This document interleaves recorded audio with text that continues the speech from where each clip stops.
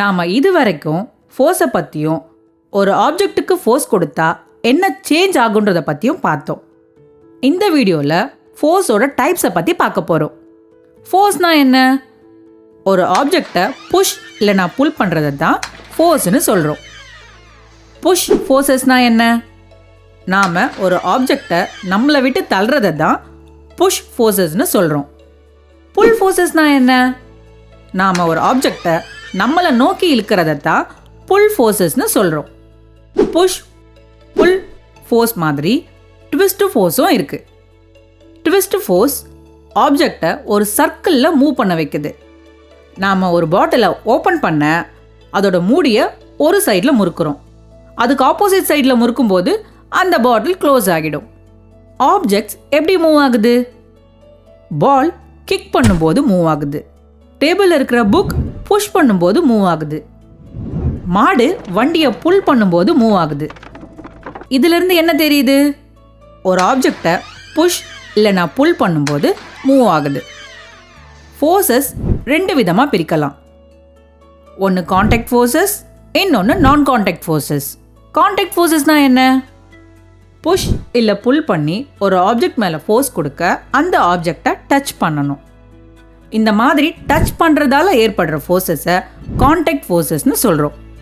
Touch பண்ணாமல் ஏற்படுற ஃபோர்ஸஸை நான் கான்டாக்ட் ஃபோர்ஸஸ்னு சொல்லுவாங்க. மரத்துலேருந்து பழம் கீழே விழுறது கான்டாக்ட் ஃபோர்ஸஸா நான் கான்டாக்ட் ஃபோர்ஸஸா? சொல்லுங்கள் பார்க்கலாம். பழத்தை யார் புல் பண்ணினா? கிராவிடேஷனல் ஃபோர்ஸ் காரணமாக பழம் மரத்துலேருந்து கீழே விழுது. கிராவிடேஷனல் ஃபோர்ஸும் நான் கான்டாக்ட் ஃபோர்ஸுக்கு எக்ஸாம்பிளாக சொல்லலாம். ஒரு மேக்னெட்டை அயன் நெயில் பக்கத்தில் கொண்டு வந்தால் என்ன ஆகும்? அயன் நெயில் அந்த மேக்னெட்டோட ஒட்டிக்கும்.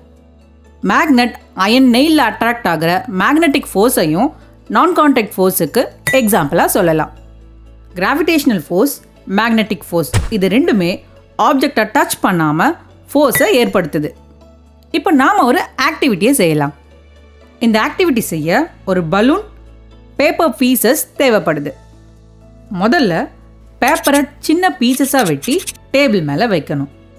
அப்புறம் ஒரு பலூனை ப்ளோ பண்ணி கட்டிக்கணும். இப்போ அந்த பலூனை ஒரு உள்ளன் கிளாத்தை வச்சு நல்லா ரப் பண்ணுங்க. கொஞ்ச நேரம் கழித்து அந்த பலூனை பேப்பர் பீசஸ் பக்கத்தில் கொண்டு போனால் என்ன நடக்குது? பேப்பர் பீசஸ் பலூனோட பாட்டத்தில் ஒட்டிக்கும். பேப்பர் பீசஸ் பலூனில் எப்படி அட்ராக்ட் ஆகுது?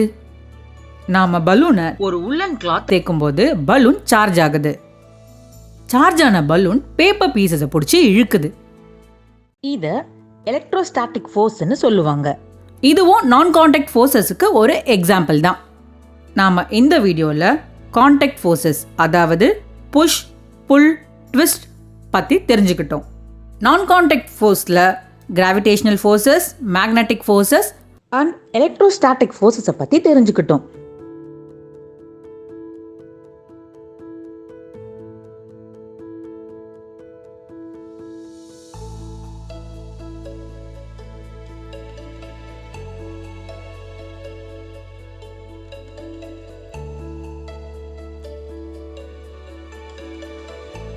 இதுவரை நாம டைப்ஸ் ஆஃப் ஃபோர்ஸஸை பற்றி பார்த்தோம்.